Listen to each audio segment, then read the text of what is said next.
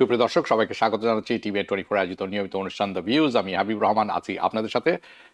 আপনাদের আশা করি আপনাদের ঈদ সবার ভালো কেটেছে, আনন্দ ঘনময় পরিবেশে পরিবার পরিজনদের নিয়ে। রোজার মাসে সম্পূর্ণ অনুষ্ঠান করা সম্ভব হয়নি সময়ের সংক্ষিপ্ত কারণে। আজ অনেক কিছু তুলে ধরবো। আপনারা ইতিমধ্যে জেনে গেছেন রীতিমতো অনেক কিছু ঘটছে একই সাথে একই সময়ে এবং বিভিন্ন কারণে, অর্থনৈতিক কারণে, সামাজিক কারণে, রাজনৈতিক কারণে, স্টক মার্কেটের কারণে অনেক। আমি আজকের অনুষ্ঠানটি ভাগ করেছি 4টি ভাগে। প্রথম অংশ থাকবে ট্যারিফ কারা কালেক্ট করবে, কেন কালেক্ট করবে, সুবিধা অসুবিধা কি, আপনার কি যায় আসে, স্টক মার্কেটের অবস্থা খারাপ, আরও কতখানি খারাপ হতে পারে সেটি তুলে ধরার চেষ্টা করব। সিডিপ্যাপ নিয়ে বেশ কিছু গুরুত্বপূর্ণ কথা আছে, সেটি তুলে ধরবো। এবং ইমিগ্রেশন যারা ডিটেইন হচ্ছেন এয়ারপোর্টে গ্রিন কার্ড নিয়ে ফেরত আসার সময় কেন হচ্ছেন, কি করলে সেটাতে বাঁচতে পারবে, সেটাও তুলে ধরার চেষ্টা করবো। চলুন তাহলে শুরু করি। ওকে, প্রথমে শুরু করবো ইআরএস দিয়ে। কিন্তু ইআরএস দিয়ে আপডেট করতে হলে এক্সকিউজ মি, প্রেসিডেন্ট ট্রাম্পের এটি হচ্ছে ইআরএস হচ্ছে এক্সটার্নাল রেভিনিউ সার্ভিস। সো আমাদেরকে প্রথমেই আপ টু স্পিডে চলে আসতে হবে যে আমরা কোথায় আছি, কেন আছি এবং এটি কি জিনিস। উনি বলেছেন যে ট্যারিফ বসাবেন, উনি ট্যাক্স বসাবেন ফরেন কান্ট্রি যে সমস্ত আছে, সমস্ত ফরেন কান্ট্রিজ, যার মাধ্যমে আমেরিকার সিটিজেন যারা আছে তারা এইটির সুফল পাবেন। It will enrich the US citizen and is going to be massive. উনি বলছেন ম্যাসিভ, বিরাট অঙ্কের অর্থ, massive money pouring into our treasury. আমাদের যে ট্রেজারি আছে আইআরএস, উনি বলছেন ইআরএস, ওকে ইআরএস, সেখানে আসবে কোথা থেকে? ফরেন সোর্স থেকে। And eighty external revenue service যেটি আছে ইআরএস, এটি কালেক্ট করবেন the tariff and taxes. So first চলুন ফোকাস করি status update on the ERS. So আমরা যদি পিছনে ফিরে যাই, go back to this statement, যেই পরবর্তী গ্রাফটা যদি আমরা দেখি, ওকে আপনারা তার ভিডিও ক্লিপটা একটু আগে দেখেছেন। প্রেসিডেন্ট ট্রাম্প জানুয়ারির 20 তারিখে কি বলেছেন। So what has been going on since with, তারপর থেকে আইআরএস এর কি হচ্ছে, ইআরএস এর কি হয়েছে, কতখানি update. So I am going to show you a video clip কিছুক্ষণের মধ্যে। এটি হচ্ছে মার্চের 11 তারিখে। রিপোর্টার জিজ্ঞেস করেছিলেন যে ইআরএস এর স্ট্যাটাসটা কোথায়। সো হোয়াইট হাউসের প্রেস সেক্রেটারি যিনি আছেন তিনি বলছেন ইআরএস তখন বলেছিলেন ইআরএস কে আসলে এফেক্টিভ হতে হলে রেসিপ্রোকাল ট্যারিফ যেটি আছে সেটিকে এফেক্টে যেতে হবে। সেটি এপ্রিল 2 তারিখে চলে গেছে, বুধবার। ওকে, সো আপনি রিক্যাপ যদি আমি করি, ইন এ নাটশেলে এক্সটার্নাল রেভিনিউ সার্ভিস শুরু হতে হলে রেসিপ্রোকাল ট্যারিফ শুরু হতে হবে, যেটি শুরু হয়ে গেছে এপ্রিলের 2 তারিখ বুধবার। সো দিস উইক, তার মানে এই সপ্তাহটি হচ্ছে very very important for ERS. Okay, now আমি যদি আপনাদেরকে বলি এই গ্রাফটি আমরা একটু দেখি, ভেরি ইম্পর্টেন্ট পয়েন্ট এখানে আছে। So the first thing first হচ্ছে US customs and border protection, যেটা সিবিপি নামে আমরা চিনি, এজেন্সি কারেন্টলি এই মুহূর্তে এখন পর্যন্ত তারাই ট্যারিফ কালেক্ট করেন অ্যাট দ্য বর্ডার্স। সো আপনি যদি চিন্তা করেন ইআরএস আসলে কিছুই না, whole creation of external revenue service, it's really আসলে একটি রিব্র্যান্ডিং। কাকে রিব্র্যান্ডিং করছেন? সিবিপি কে এখন আপনি বলছেন ERS. I guess is just maybe it sounds fashionable, it sounds catchier. So ERS, from Trump's perspective and what he said, that ERS literally আসলে ওইটাই করবে যেটি সিবিপি করছে, no difference compared to CBP.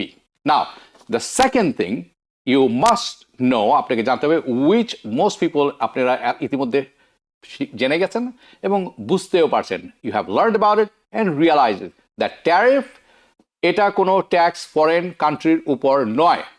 So just to clarify this whole situation যেটি আছে, importer যিনি আছেন, আমি একজন ইম্পোর্টার, নগণ্য ছোটখাটো কিন্তু একজন ইম্পোর্টার, বা ইম্পোর্টার যারা সমস্ত আছেন তারা ট্যারিফ পে করেন, নট দ্য ফরেন কান্ট্রি। এটুক সবার কাছে পরিষ্কার হওয়া উচিত এবং জানা উচিত। So give you an straight forward example, Walmart import করে থাকেন products from China, many country, Amazon, everybody.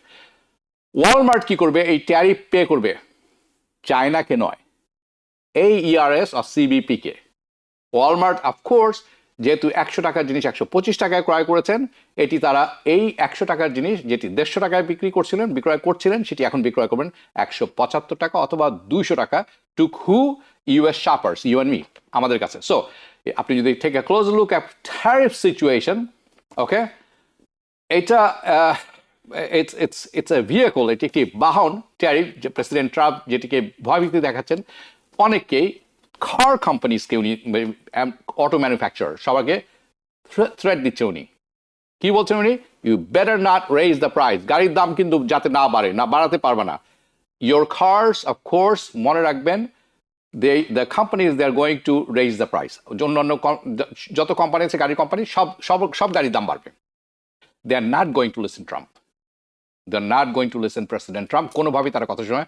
এবং সত্যি কথা বলতে কি, ট্রাম্প হ্যাজ নো পাওয়ার, কোনো পাওয়ারই নাই প্রাইস কন্ট্রোলের উপর। ইভেন সেই গাড়িটি, ভেহিকলটি যদি মেড ইন আমেরিকা হয়ে থাকে, made in United States of America, তার পার্টস আসে বিভিন্ন ফরেন কান্ট্রি থেকে। How now this third thing, যে তৃতীয় জিনিস আছে I want to tell you, সেটি হচ্ছে ট্যারিফ হচ্ছে ইনফ্লেশন বাড়িয়ে দিবে। It's simple, tariffs are inflationary, পণ্যমূল্য দ্রব্যমূল্য সবই বেড়ে যাবে। সো পিপল আর সেইং, অনেকে আর্গুমেন্ট করেন যে হেই, ইনফ্লেশন কেউ তো বাড়েনি, প্রেসিডেন্ট ট্রাম্প যখন শেষবার তার গতবার যখন প্রেসিডেন্ট ছিলেন তখন কিন্তু ট্যারিফ বসিয়েছিলেন, তখন তো ইনফ্লেশন বাড়েনি। তার কারণ হচ্ছে ইনফ্লেশন ডিড নট স্পাইক। তার অন্যতম কারণ হচ্ছে সেটি ছিল খুবই প্রিভিয়াস টার্মে খুবই নগণ্য, very tiny.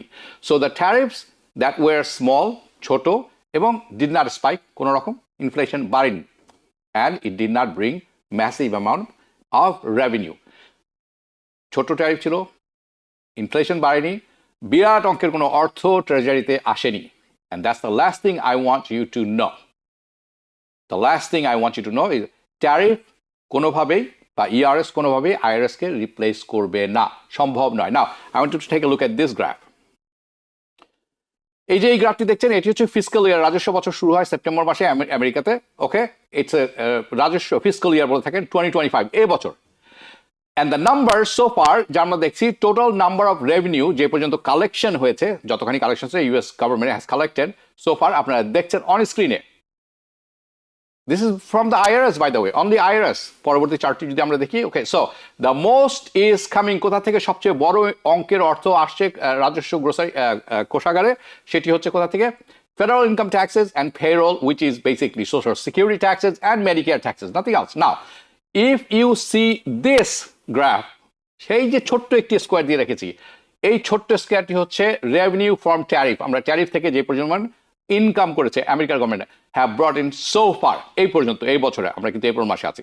So tariff income যদি আপনি পরবর্তী চার্টটি দেখেন, government compare to governments total income, total income সবচেয়ে উপরে, ট্যারিফের ইনকাম এখন দেখছেন আপনারা যে লাইনটি হাইলাইট করা আছে। Now I want to watch this very chart very very closely, যে চার্টটি আছে।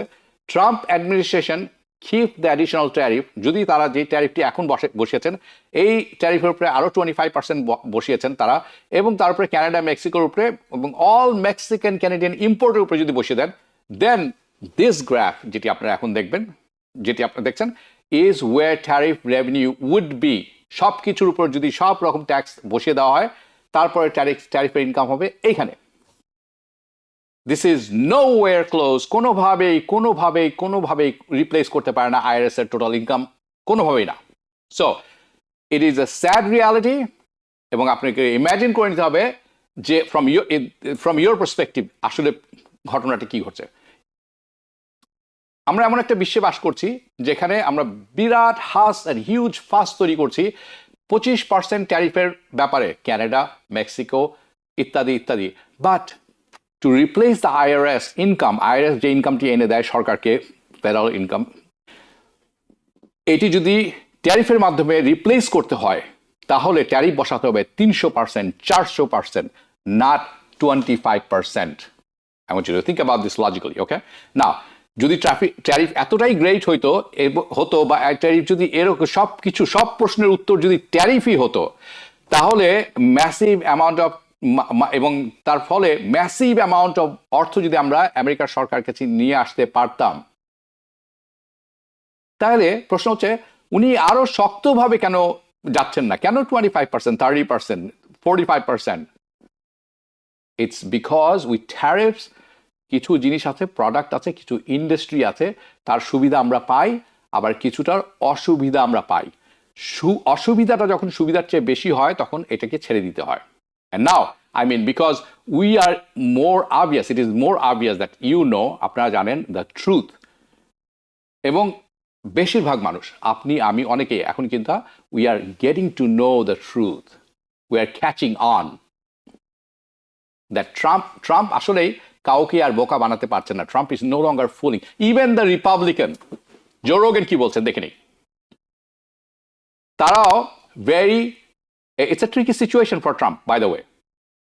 When Trump যখন দেখবেন যে জো রোগানের মতো মানুষ বলছেন tariff, মানে উনি পরিষ্কার বলছেন tariff is or tariffs are stupid idea. Then Trump যখন এটা দেখছেন তখন সচক্ষে ফার্স্ট ভিউ হচ্ছে তার যে স্টক মার্কেটের পতন ঘটছে ব্যাপক হারে because of tariff. Trump sees the inflation expectation, যে আশাবাদ, সবাই বলছে যে ইনফ্লেশন বেড়ে যাবে, এটির আশাবাদ কেউ আশাবাদ করছে না কিন্তু ফোরকাস্ট করছেন এটি চলে যাবে. তাহলে উনি হি ক্যানট গো ফুল থ্রটল, একদম সম্পূর্ণভাবে ট্যারিফ বলবৎ উনি করতে পারেন না, যেটি করলে আসলেই রিয়েলি কোনো ইনকাম হবে, সেটি হচ্ছে 300, 400, 500%, which means he cannot go full throttle on tariff. And the ERS is not going to ERS, External Revenue Service, which is CBP is doing right now. It is not achievable. যেটি আমি বেশ কয়েকবার উল্লেখ করেছি ইতিপূর্বে কয়েকটি বছর, but President Trump and Commerce Secretary Lutnick, I think he's crazy and he's going to be the scapegoat later on, তারা প্রমিস করছেন. But big things, তারা বলছেন কি big things are coming with ERS. তারা বলছেন all is going to begin on April 2nd, which already did. April 2nd চলে গেছে গত পরশুদিন. Okay? So, I am sure it is going to cause some serious damage to you, me, because it is going to cause এটি একটি বড় অর্থনৈতিক বিপর্যয় ডেকে আনবে, যার ড্যামেজ আমাদের উপরে পড়তে বাধ্য. এবং ভলিটিলিটি, এই যে উঠানামা করছে আজকে এদিক কালকে সেদিক, in certain sector এটি অব্যাহত থাকবে. It is definitely not going to save America and replace IRS. তাহলে এটি কি? এটি পাগলামি. It is nothing but wishful thinking. Now, that brings me, এটি মাধ্যমে চলে আসবো স্টক মার্কেট গোত্তা খেয়েছে. বুধবার রাতে এটি ঘোষণা করেছেন, যখন স্টক মার্কেট বন্ধ হলো বৃহস্পতিবার থেকে এর পতন শুরু হয়েছে, এখন পর্যন্ত পতন হচ্ছে. I am actually looking at আজহার ইসলাম, আমি দেখেছি আপনার কথা. ইয়েস, খালি ক্রয় ক্ষমতা কমবে না, আরো কিছু আছে, আমি যোগ করে দিব সেটির সাথে. ওকে, স্টক মার্কেট প্লামেটস, গোত্তা দিয়ে নামছে এবং নেমেই যাচ্ছে. এটি বৃহস্পতিবার স্টক মার্কেট হারিয়েছে $2.4 ট্রিলিয়ন. আজকে কিছুক্ষণ আগে, আধা ঘন্টা পর আগে পর্যন্ত, অনুষ্ঠান শুরু হওয়ার আগে পর্যন্ত আমি যখন দেখছিলাম $6.4 ট্রিলিয়ন. আমেরিকান রেভিনিউ ইনকাম করে the government 6.5 or 4 or 5 trillion dollars. আমরা দুদিনে হারিয়েছি $6.4 trillion. Okay, so the president Trump উন্মোচন করেছেন তার reciprocal tariff and the stock market nosedive in the negative reaction. যেদিন এটি হয়েছে তার পর দিনে সেদিন সকালের ঘটনা দেখাচ্ছি. So here is what happened. Wednesday, April রাতে এটি উনি করেছেন, মার্কেট বন্ধ হওয়ার পরে প্রেসিডেন্ট ট্রাম্প অ্যানাউন্স করেছেন যে উনি ডিটেল প্রকাশ করেছেন রেসিপ্রোকাল ট্যারিফের, এবং উনি বলছেন President Trump is invoking his authority, তার authority under the IEEPA to address the national security, thing within the trade relationship. উনি বলছেন, so is proceed to say, আরো উনি বলছেন পরবর্তী চারটা থেকে যে 10% ট্যারিফ উনি বসাবেন, impose on all countries, সব দেশ, পৃথিবীর সব দেশ, doesn't matter. Okay, and it's going to effect on April 5th, শনিবার, আগামীকাল.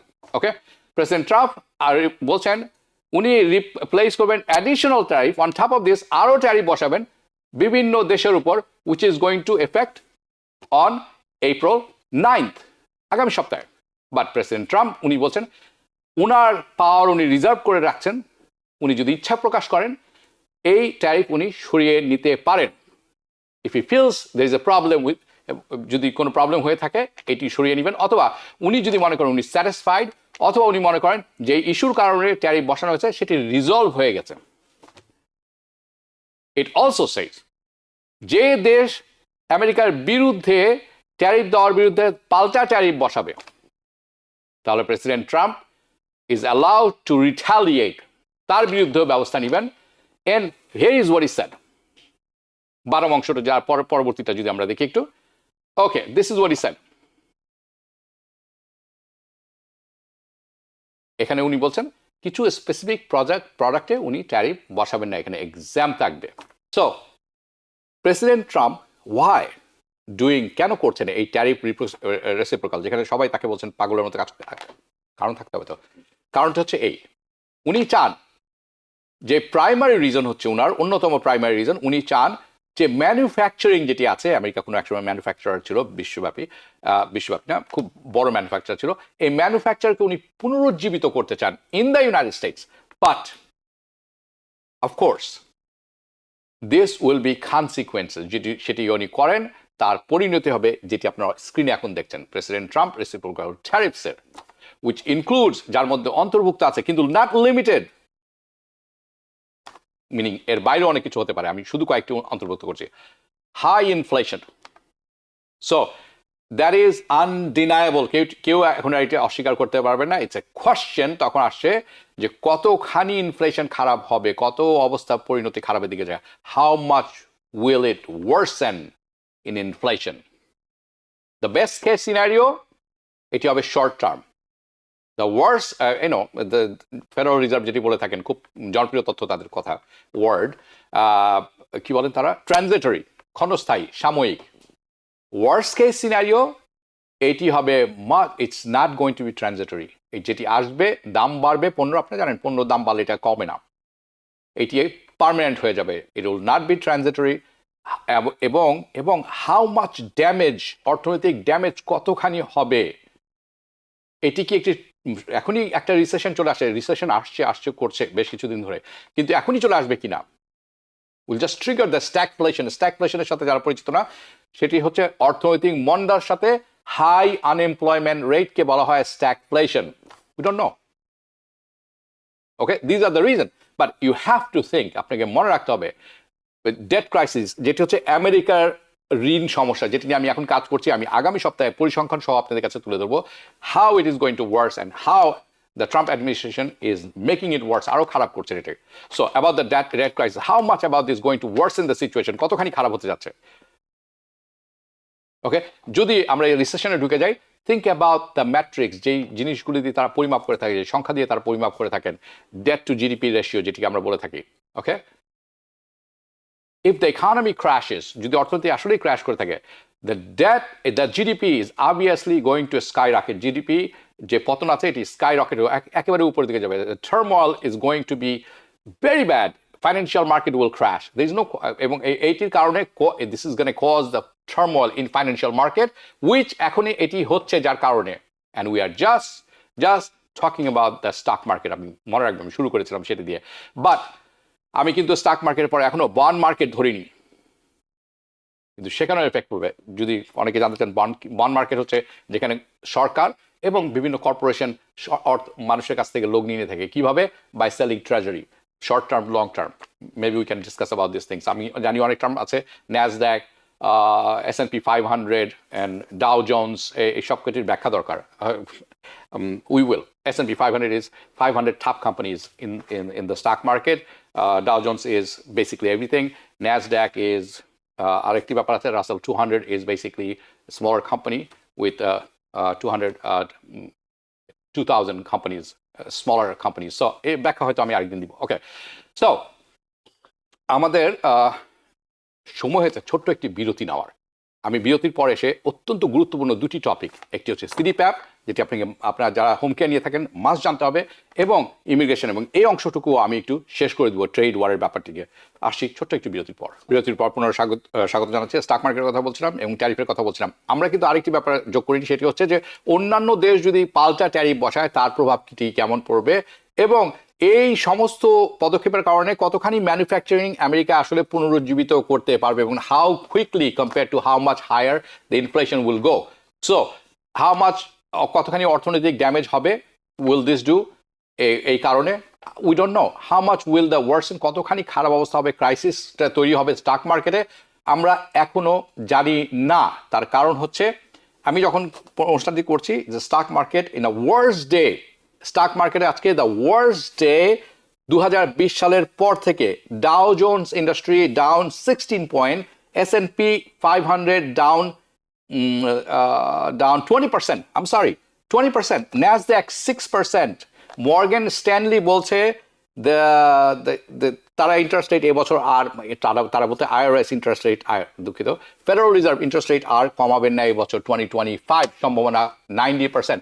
আমি আরো সব আলোচনা করবো। So there is a lots of unknown, অনেক কিছু আননোন আছে আমাদের কাছে। বাট প্লিজ আপনারা কি মনে করেন? আমি চেষ্টা করেছি সংক্ষিপ্ত আকারে হলেও অনেক কিছু তুলে ধরার, কারণ যেই গতিতে ট্রাম্প ছুটছেন তার সাথে পাল্লা দিয়ে সবকিছু একসাথে কভার করতে হলে আমার আসলে 5 ঘন্টার অনুষ্ঠান করতে হবে, এবং 5 ঘন্টার অনুষ্ঠান আপনারা কেউ দেখবেন কিনা আমার সন্দেহ আছে। এনিওয়ে, আলমগীর জনি বলছিলেন, আপনার সাথে আমি একমত পোষণ করি। এমডি খান বলছেন Trump should stop all benefits except for medication. Mr. MD Khan, আপনি জানাবেন, why do you think this way? আমি জানি আপনার মতো অনেকেই আছেন, কিন্তু আমি আপনার সাথে দ্বিমত পোষণ করি, এবং কেন করি সেটি আমি তুলে ধরতে পারবো। আমি শুনতে চাও আপনার মতো যারা আছেন তাদের কাছে আপনাদেরও যুক্তি আছে। Let's hear this. Okay, but in the terms of stock market, I mean, আপনারা দেখতে পাচ্ছেন পরিণতি কি হচ্ছে in real time for yourself. But there is always a question, how much more, আর কত ডাউনে যাবে এটা? আমি মনে করি আরো খারাপ হতে যাচ্ছে। ওকে, this is going to cause directly, আসলে কি একদম ডাইরেক্ট কোয়ারেলেশন আছে কিনা এটির সাথে ট্যারিফের? এটি একটি প্রশ্ন, বাট এখন পর্যন্ত সবকিছুতে সেরকমই মনে হচ্ছে। রিগার্ডিং ইনফ্লেশন, লেবার মার্কেট, আজকে আমি তুলে ধরে নিই লেবার মার্কেটের একটি কথা। আজকে প্রথম শুক্রবার লেবার মার্কেটের পরিসংখ্যান বেরিয়েছে, সেটি বলছে যে আমরা আশার চেয়ে বেশি কর্মসংস্থান তৈরি করেছি। আমি একেবারে এদিকে দৃষ্টি দিতে চাই না, কারণ হাজার হাজার কর্মী, ফেডারেল কর্মী, পাবলিক সেক্টরের কর্মী ছাঁটাই হচ্ছেন। আমি এটি নিয়ে আলোচনা করব আগামী সপ্তাহে। আশা করা হয়েছিল 1,40,000, যোগ করা হয়েছে, পরিসংখ্যান বলছে 2,28,000। এগেন, আমি ডাউটও বলবো না, সন্দেহ করবো না, আমি আমার ইনভেস্টিগেশন করে আপনাদের কাছে যাবো। Regarding inflation, labour market federal reserve member তারা বলছেন যে they already suspect, widely suspect, তারা করছেন যে ট্যারিফ উইল রিডিউস, ট্যারিফের কারণে কর্মসংস্থান কমে আসবে, ইনফ্লেশন বাড়বে, এবং প্রিলিমিনারি এস্টিমেট তারা বলছেন যে CPI inflation, headline inflation is going to jump 1%। আপনাদের কোনো যারা বুঝতে পারছেন, it's huge, full percent, 1 full percent very soon. That is not good. Stock মার্কেটের জন্য ভালো না, সাধারণ মানুষের জন্য ভালো না, বিকজ ইনফ্লেশন স্পাইকস আপ। এই সমস্ত শুনলে ইনফ্লেশন আরো বেড়ে যায়। Then what's going to prevent, what is going to prevent? কি কারণে ফেডারেল রিজার্ভ ইন্টারেস্ট রেট কমাবেন? আপনি বলেন তো দেখি, কি কারণে তারা তাদের মনিটারি পলিসি যেটি শিথিল করে নিয়ে আসছিলেন, অর্থনৈতিক পলিসি সেটি শিথিল করবেন কেন? There is no reason. That means আমরা সবাই ইন এ টাইট সিচুয়েশনে থাকবো। So the market expectation, CME Fed watch tool আপনারা নিজেরা দেখে নিতে পারেন, যেটি আপনারা দেখছেন। তারা বলছেন 91.1% চান্স যে ফেডারেল রিজার্ভ ইন্টারেস্ট রেট কমাবেন না তাদের আগামী মিটিং, যেটিতে হতে যাচ্ছে মে মাসে প্রেসিডেন্ট ট্রাম্পের ডেলিবারেশনের আগে, এই ট্যারিফের আগে। এটি পরিসংখ্যান ছিল 81%। And of course, another main objective of the reciprocal tariff is to, এটি যদি একটু পরে দেখি, ওকে, and okay, this is going to, একটি জিনিস মনে রাখবেন, এই যে রেসিপ্রোকাল ট্যারিফ হচ্ছে, এটি কিন্তু এই সিনারিটা হচ্ছে কান্ট্রি বাই, মানে অন্য কান্ট্রিরা কি করছেন এটির একটি ব্যাপার আছে। যদি তারা if they don't want to be subject to the tariff, তারা চান না যে ট্যারিফ তাদের উপরে বসুক, হ্যাঁ, নিউ ট্যারিফ বসুক, বা নতুন করে তারা তাদের ট্যারিফ সরিয়ে নেন, তাহলে হয়তো প্রেসিডেন্ট ট্রাম্পও তার ট্যারিফ সরিয়ে নেবেন, এমন হতে পারে। অথবা দে মে এন্ড আপ সিচুয়েশন আরও খারাপ হতে পারে অ্যাকচুয়ালি ট্যারিফের ব্যাপারে, যদি তারা মনে করেন যে তারা এটির পাল্টা ট্যারিফ বসাবেন, উইচ ইজ চায়না আজকে ঘোষণা করেছে তারাও 34% ট্যাক্স বসছে আমেরিকান প্রোডাক্ট হবে, তাহলে সিচুয়েশন কিন্তু আরো খারাপের দিকে যাবে। But of course that's going to depend on whether অন্যান্য দেশরা কি করছেন, what they choose to be. এখন পর্যন্ত যেই দেখছি, আমি যখন বলছি তারা কি চুজ করবেন, অ্যাসকেলেট অর ডিএসকেলেট, উস্কে দিবেন নাকি এটি নেভানোর চেষ্টা করবেন। এবং আপনারা সবাই জানেন it is going to be country by country situation. So আপনারা যদি আমি প্রথম অ্যাডমিট করে নিব, স্বীকার করে নিব, আমি আসলে আশা করিনি প্রেসিডেন্ট ট্রাম্প এটি সত্যিকার অর্থে বলবৎ করে দিবেন। He will go through this universal tariff. বিশ্বব্যাপী 185টা দেশের উপরে ট্যারিফ বসিয়ে দিচ্ছেন। একটি আইল্যান্ড আছে নাম ম্যাকডোনাল্ড আইল্যান্ড, অস্ট্রেলিয়ার দেশের মধ্যে পড়ে সেটি, তার উপরে ট্যারিফ বসানো হচ্ছে, এখানে কেউ থাকে না। এবং যে নাম্বারটি তারা নিয়ে এসেছেন সেটিও আমি import minus export divided by total import, এইভাবে তারা বলছেন যে এত পার্সেন্ট ট্যারিফ এই দেশ আমার উপরে বসাচ্ছে। Not true, that's not how it works. এভাবে ম্যাথমেটিক্স কাজ করে না। সো শর্টে বললাম, আরও অনেক ব্যাখ্যা দরকার ছিল, বাট এনিওয়ে।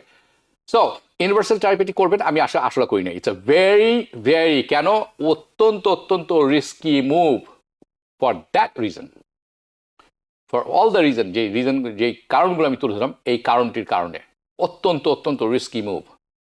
এবং দ্য পরিণতি, the consequences in the stock market আপনারা দেখছেন। দ্য ইকোনমি আপনারা স্টক মার্কেটের উপরে দেখছেন, এখনও এটা মানে বড়সড় প্রতিক্রিয়া আপনার ইকোনমির উপরে এখনও দেখেননি, এখনও লেবার মার্কেটের উপরে দেখিনি, but it is going two as well as the inflation. আপনাদের অনেকেই স্বীকার করে নেবেন আমার সাথে, আমি জানি একমত হবেন, যে আমরা কিন্তু অলরেডি স্ট্রাগল করছি, উই আর অলরেডি স্ট্রাগলিং। কারণ জিনিসপত্রের দাম বাড়ছে এবং আপনারা কীভাবে ডিল করছেন অনেকেই জানেন how you are dealing with it. Now we will see how all these things work out. However, আশা করবো it will be short lived, অল্প দিনের মধ্যে চলে যাবে, I hope. Honestly, nobody knows. আমি কেউ জানি না how situation is going to turn out or unravel. কারণ প্রেসিডেন্ট ট্রাম্পের পলিসি হচ্ছে এইরকম। আপনারা অনেকে নিশ্চয়ই খেলেছেন গ্রিন লাইট রেড লাইট। তো ট্রাম্পের পলিসি এরকম হচ্ছে green light red light, green light, red light, red light, green light, turn off, turn on. So we don't know. But this is not good for economy. অর্থনীতির জন্য এটি কখনোই ভালো হতে পারে না, কারণ অনিশ্চয়তায় ভরা জিনিসে কেউ কোনোদিন রিস্কি মুভ নিবে না, ইনভেস্টমেন্ট করবে না, কোনো প্রপার্টি দিকে হাত বাড়াবে না। So we don't know when it comes down to stock মার্কেটের ব্যাপারে। আমি বলবো অনিশ্চয়তায় ভরা সময়ে স্টক মার্কেট ভালো করে না। মাই অ্যাপ্রোচ, যারা স্টক মার্কেটে এখন আছেন তাদের জন্য স্পেশালি বলছি, first of all disclaimer, I am not a financial advisor, I am a random guy, you don't have to listen to me, this is just my approach to stock market. So it is still the same, আমার approach still the same, patience, আপনাকে ধৈর্য থাকতে হবে। We are already in a bear market, অর্থাৎ সবাই পালিয়ে যাচ্ছেন stock market থেকে। It's an opportunity, definitely it's an opportunity, but I will not go all in because আমরা এখনো এটি তলানি দেখিনি। Number one, right? Black Friday sale দেয়, আপনি ক্রেডিট কার্ড খালি করে দিয়ে দেন, তারপর বিলটি কিন্তু আপনাকে দিতে হবে। If that happens to you, stock যেটি ক্রয় করেছেন সেটি আরও পতন হলো, আপনি সর্বশান্ত হয়ে যাবেন। রিমেম্বার, আপনি যখন স্টক মার্কেটে যাবেন সবাই যখন বের হয়ে যায় তখন ঢোকার সময়, that's true. However, you must be aware. It is a logical decision, not an emotional decision. Okay? Do not go all in because there could be more downside risk. Heavy downside risk. চলুন এবার CD প্যাপের দিকে একটু যাই। ওকে, CD প্যাপে যারা আছেন দুটি ভাগে ভাগ করা। সিডি প্যাপ হোম কেয়ারের কথা বলছি, পেশেন্ট এবং মেম্বার, যিনি সেবা নিয়ে থাকেন, যিনি অসুস্থ, যিনি রোগী এবং যিনি তাকে সেবা প্রদান করে থাকেন, তাকে সংক্ষেপে বলা হয় পিএ। আমি এই লিঙ্কটি আপনাদেরকে দিয়ে দিয়েছি, যেটি আপনারা দেখবেন অন স্ক্রিনে। এবং আপনি যারা রোগী, আপনাকে পিপিএলে যেতে হলে প্রথমে এইখানে যারা অনুষ্ঠানটি দেখবেন লিঙ্কটি আছে, হি অর শি যিনি হন, আপনাকে এখানে লগ ইন ক্রিয়েট করে, আপনাকে আইডি ক্রিয়েট করে আপনাকে সম্পূর্ণ ফিল আপ করতে হবে স্টেপ বাই স্টেপ। অ্যান্ড আপনাকে আপনার পিএ কে হবে, পার্সোনাল কেয়ার অ্যাসিস্ট্যান্ট কে হবে, সেটিও আপনাকে পিক করতে হবে। তার ইমেল অ্যাড্রেস অথবা ফোন নাম্বার আপনাকে সেখানে দিতে হবে। ইট ইজ ইম্পর্টেন্ট, আপনি মনে রাখবেন যে পিএ যে হবেন, পেশেন্ট যিনি, রুগী যিনি এবং পিএ যিনি, তাদের দুটি আলাদা ইমেল এবং ফোন নাম্বার থাকতে হবে। আগের মতো মন চাহি জিন্দিগি হলে হবে না। এইটা যখন সম্পূর্ণ হয়ে যাবে তখন পিএ একটা নোটিফিকেশন পাবেন, ইমেল বা ইমেলের একটা নোটিফিকেশন, অথবা তার যদি ফোন নাম্বার ব্যবহার করা হয়ে থাকে ফোন নাম্বারের পাবেন, সেখান থেকে তিনি লগ ইন করবেন এবং উনি যাবেন এই পোর্টালে। ওকে, পিএ লগ ইন করবেন এবং উনি এটির লিঙ্ক আমি দিয়ে দিয়েছি, বাই দ্য ওয়ে লিঙ্ক আপনারা পাবেন আপনারা যখন করবেন এটি। এবং উনি কমপ্লিট করবেন, উনি সম্পূর্ণ করবেন 6টি স্টেপ, যার মধ্যে অন্যতম কয়েকটি আছে। তা আপনাকে আইডি দিতে হবে, W9 দিতে হবে, ইত্যাদি ইত্যাদি সব কিছু, এবং তারা এটি ভেরিফাই করবেন। ওকে, ভেরিফাই করার পরে you are good to go, আপনি সেট। এরপরে কিছু নেই ওখানে। আপনার ওইখানে লগ ইন করে আপনি টাইমশিট দিবেন, সব কিছু দিবেন। এটির মধ্যে আর কোনো রকেট সায়েন্স নেই। এটি আমি সময় ব্যয় করে স্টেপ বাই স্টেপ বের করেছি, কারণ অনেকেই সন্ধিয়ান হয়ে গেছেন। অনেকে বলছেন ফোন করছি পাচ্ছি না, দরকার নেই ফোন করার, go to their site, do this. Okay, না একটি ব্যাপার আমি আপনার কাছে তুলে ধরতে চাই, আপনাদের কাছে তুলে ধরতে চাই, সেটি হচ্ছে বছরে একবার যারা রোগী আছেন তাদেরকে একটা ফর্ম সাবমিট করতে হয়, এটাকে বলা হয় DOH ফর্ম, স্পেসিফিকলি DOH 4359। এটি দরকার পড়ে বছরে একবার, যে আপনি আসলে অসুস্থ অথবা আপনি অসুস্থ নন, যার মাধ্যমে মেডিকেয়ার যাচাই করে না যে আপনি আপনাকে এই সেবা দেওয়া যেতে পারে। আন্ডার ডিফারেন্ট হোম কেয়ার আগে ইতিপূর্বে আপনার যে PCP ছিল, যে ফিজিশিয়ান ছিলেন, উনি এটি সিগনেচার করে সাইন করে অ্যাপ্রুভ করে দিতেন। এবং যেটি হয়েছে অনেকেই আছেন, অনেক মানুষ আছেন যারা আসলে রিয়েলি কোয়ালিফাই করে না হোম কেয়ারের জন্য। কেন করে না? ফর এক্সাম্পল, তার বয়স 35 থেকে 40 বছর বয়স, তার কোনো অসুবিধা নেই, উনি বলছেন আমার এখানে ব্যথা সেখানে ব্যথা, কোথায় ব্যথা উনি জানেন। এটি একটি ব্যাপার। উনি দাবি করছেন যে উনার ব্যাক পেইন আছে, অথবা উনি বলছেন যে উনার হাই ব্লাড প্রেশার আছে, আসলে কিছুই নেই। তার কারণ কি? তার কোনো মেডিকেল হিস্ট্রিও নেই যে তার উনার হাই ব্লাড প্রেশার আছে, উনি মেডিকেশনও নন। এরকম অনেক ঘটনা PCPরা সিগনেচার করে দিচ্ছেন, ওকে দিস গাই সিক, এই মানুষটি হোম সিক এবং হোম কেয়ার পেতে পারে। এখন যেটি হয়েছে, প্রাইমারি কেয়ার ডাক্তার যারা আছে, অনেকেই যারা করেছেন ইতিপূর্বে অনেকেই টাকা নিয়েছেন। I know, you know, I know, everybody knows. Unethical, yes, absolutely. এখন যারা আছেন এখনো অনেকেই করছেন, বাট এখন আছেন অনেকে এটি সিগনেচার করতে চাবেন না অনেক ডাক্তারই। কেন? বিকজ উনি জানেন এটি এখন PPL এর কাছে যাবে, অ্যান্ড ইনি তার লাইসেন্স, ফিজিশিয়ান লাইসেন্স হারানোর রিস্কটা নেবেন না। সো এটির উপায় কি? আপনি যারা এরকম পরিস্থিতির শিকার হবেন, পরিস্থিতিতে পড়বেন, এই ডেলিমা যে এই প্রবলেমটা আছে, আপনাকে কন্ট্যাক্ট করতে হবে আপনার ইন্স্যুরেন্স প্রোভাইডার, অর্থাৎ MLTCS, long term service care provider যে আছেন তাদের কাছে। তারা আপনাকে এটি করে দিবে। ওকে, এটি হচ্ছে update for home care. So Jessica Simmons, wrong information giving by him. By who? Okay, anyway. If you are in okay, so এটি হচ্ছে আসল কথা। এখন আসেন, অনেকেই এয়ারপোর্টে ডিটেইন হচ্ছেন, অথবা এয়ারপোর্টে আসার পরে, গ্রিন কার্ড নিয়ে আসার পরে তাদেরকে থামানো হচ্ছে। এটা কনসার্নিং এবং আই ওপেনিং। আপনারা সবাই জানেন গ্রিন কার্ড মানে হোল্ডার, তারা কোনো অসুবিধা হওয়ার কথা নয়, কিন্তু অনেকেই ডিটেইন করা হচ্ছে, ফেরত আসছেন বিজনেস থেকে, ফ্যামিলি মেম্বার ভ্যাকেশন থেকে। সো ওয়েল, এটি একটি কমন কারণ হয়ে দাঁড়াচ্ছে। এখন স্ক্রিন করা হচ্ছে গ্রিন কার্ড হোল্ডারদের, ডিটেইন করা হচ্ছে এয়ারপোর্টে। সিনারিওটা হচ্ছে এরকম, আপনি গ্রিন কার্ড হোল্ডার, আপনাকে নিয়ে আসা হচ্ছে, আপনাকে থামানো হয়েছে। কতগুলো কী কারণে গ্রিন কার্ড হোল্ডার আসলে can avoid this situation at the airport. চলুন আমি একটি এক্সাম্পল তৈরি করি। মনে করেন আপনি ভ্যাকেশনে গেছেন, ভ্যাকেশন থেকে ফেরত আসছেন, এবং আপনি রিয়েলি এক্সাইটেড, আপনি your coming back home, catch up with year family, everything, right? Daily routine, all this things আপনার যেটি করতেন আগে সব কিছু। কিন্তু আপনি যখন কাস্টমস আসলেন, আপনাকে কাস্টমকে থামানো হলো, এবং আপনাকে বলা হলো যে ইউনো এখন তো অনেক কিছু ডিফারেন্ট, যে আপনাকে সাইডে নেওয়া হলো, কোশ্চেন করা হলো, এবং আপনাকে আলটিমেটলি ডিটেইন করা হলো। কেন হলো? ওয়াই? সো আমরা ধরে নিই যে আপনার নাম মোহামেদ, বা আপনার নাম রাম শ্যাম যদু মধু, যেই হোক, আপনার গ্রিন কার্ড হোল্ডার, আপনি এসেছেন US বর্ডার এয়ারপোর্টে, অথবা ট্রাভেল করে এসেছেন ব্যাক হোম, ধরে নিয়ে বাংলাদেশ থেকে এসেছেন। But when you try to reenter US, আপনাকে অফিসিয়ালরা স্টপ করে দিলেন এয়ারপোর্টে, কোশ্চেন করলেন ঘন্টার পর ঘন্টা, চেকিং করলেন আপনার বিভিন্ন record.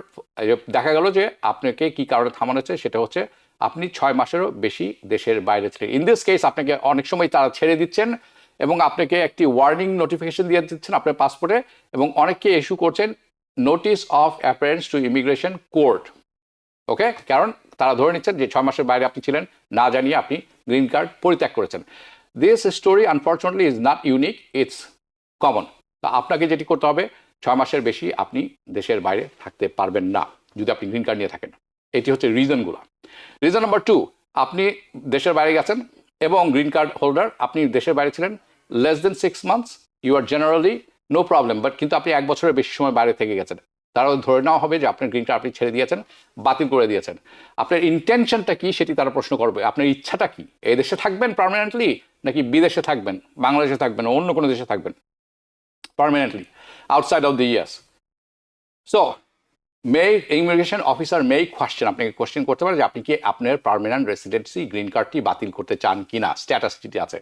If you have valid reason, যদি আপনি 1 বছরের বেশি থেকেছেন দেশের বাইরে কিন্তু আপনার ভ্যালিড রিজন আছে, খুবই ভ্যালিড রিজন, পার্সোনাল ম্যাটার্স থাকতে পারে, অনেক কিছু থাকতে পারে, আপনাকে ডিটেইন করলেও তারা ভেরিফাই করার পর আপনাকে ছেড়ে দিতে পারে for permanent resident. But stay out of US যদি আপনি মোর দেন 6 মান্থস হয়ে থাকে এবং লেস দেন 1 ইয়ার হয়ে থাকে, মোর দেন 6 মান্থস 6 মাসের বেশি এবং 1 বছরের কম, এটি ডেফিনেটলি অনেক প্রশ্ন জমা দেবে। এবং ইউএস আপনার যদি আপনি গ্রিন কার্ড হোল্ডার হয়ে থাকেন, অ্যাট দিস পয়েন্ট ইন্ডিভিজুয়াল যারা আছেন তাদেরকে এভিডেন্স প্রমাণ করতে চাবেন তাদের কাছে যে তুমি যে এখানে পার্মানেন্ট তার প্রমাণ কি, তোমার ফ্যামিলিকে থাকে এখানে, তুমি কোথায় কাজ করো, তোমার ট্যাক্স রিটার্ন কোথায়, তোমার বাড়ির লিজ আছে কিনা, এটি যদি দেখাতে পারেন আপনি হয়তো বের হয়ে আসবেন এখান থেকে। স্টেইং আউটসাইড দ্য ইউএস যদি আপনাকে থাকতেই হয়, আপনাকে কি করতে হবে, আগে থেকে তাদেরকে জানাতে হবে। ওকে, সো আপনার রেসিডেন্সি প্রুভের এখানে ব্যাপার আছে যদি আপনি 1 বছরের বেশি থেকে যান। নাম্বার 2, ক্রিমিনাল হিস্ট্রি যদি আপনার থেকে থাকে, ডাজেন্ট ম্যাটার গ্রিন কার্ড হওয়ার, যাদের গ্রিন কার্ড আছে, ক্রিমিনাল হিস্ট্রি আছে, যাদের কনভিকশন আছে অর্থাৎ দোষী সাব্যস্ত হয়েছেন আপনি রেকর্ড, তারা কিন্তু তাদেরকে অ্যাডিশনাল চেক করা হচ্ছে। ওকে, স্পেশালি যদি এই কাজটি অথবা ক্রাইমটি হয়ে থাকে আপনার গ্রিন কার্ড পাওয়ার পর, তাহলে কিন্তু আরও বেশি। নাম্বার 3, সাসপিশিয়াস ট্রাভেল প্যাটার্ন, আপনি এই দেশ থেকে ওখানে যাচ্ছেন, ওই দেশ থেকে ওখানে যাচ্ছেন কিন্তু কোনো কারণ নেই, আবার যেই সব দেশের উপর ব্যান বসানো হয়েছে, ট্রাভেল ব্যান, সেই সব দেশে যাচ্ছেন, তাহলে কিন্তু আপনাকে ডেফিনেটলি থামানো হবে, ডেফিনেটলি। তাহলে আপনি করবেন কি? আরেকটি ব্যাপার আছে, failure to meet residency required, অর্থাৎ আপনি গ্রিন কার্ড আছে কিন্তু আপনি দেশের বেশিরভাগ সময় দেশের বাইরে থাকেন, আসেন চট করে 2 সপ্তাহ থেকে আবারও চলে যান, এটিকে বলা হয় যে আপনার রেসিডেন্সি মিট করার যে রিকোয়ারমেন্টটি আছে সেটি আপনি মিট করছেন না, কাজে আপনাকে কিন্তু ফ্ল্যাগ করা হবে, আপনাকে রিএন্ট্রির সময় থামানো হবে।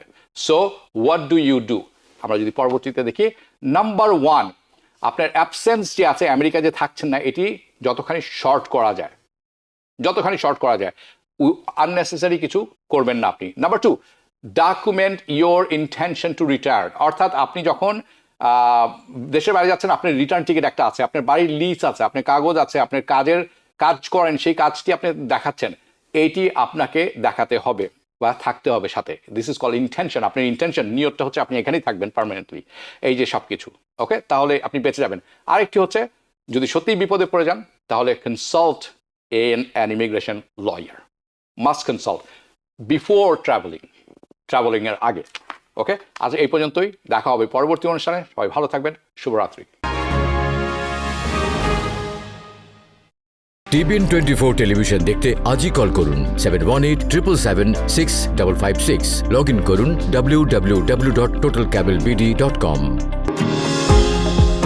নিউ ইয়র্ক থেকে সম্প্রচারিত TBN 24 টেলিভিশন বিশ্বজুড়ে বাঙালির কণ্ঠস্বর।